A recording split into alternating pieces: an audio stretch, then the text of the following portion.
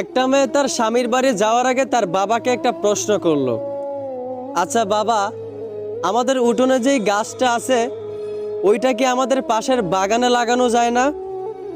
এই প্রশ্নের উত্তরে তার বাবা বলল, এই গাছটা 4 বছর পুরনো একটা গাছ। এখন যদি এটাকে অন্য একটা জায়গায় লাগানো হয় তাহলে সেটা নতুন মাটিতে মানিয়ে নিতে পারবে না, গাছটা মারা যাবে।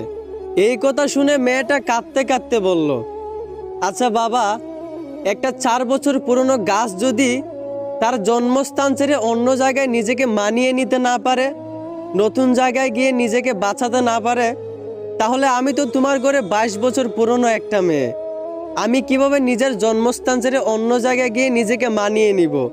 আমি কিভাবে নতুন স্বামীর ঘরে গিয়ে নিজেকে বাঁচিয়ে রাখবো? আসলে আমরা ছেলেরা মেয়েদের জীবনটা যতটা সহজ মনে করি ততটাও সহজ না।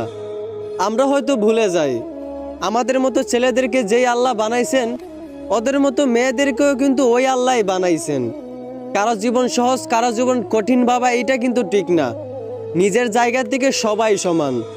অন্যের জীবন সহজ ভাবার আগে একবার তার জায়গায় নিজেকে দাঁড় করেন, তাহলেই তার কষ্টটা তার পরিস্থিতিটা আপনি বুঝতে পারবেন। আশা করি আমার কথাগুলো বুঝতে পারছেন।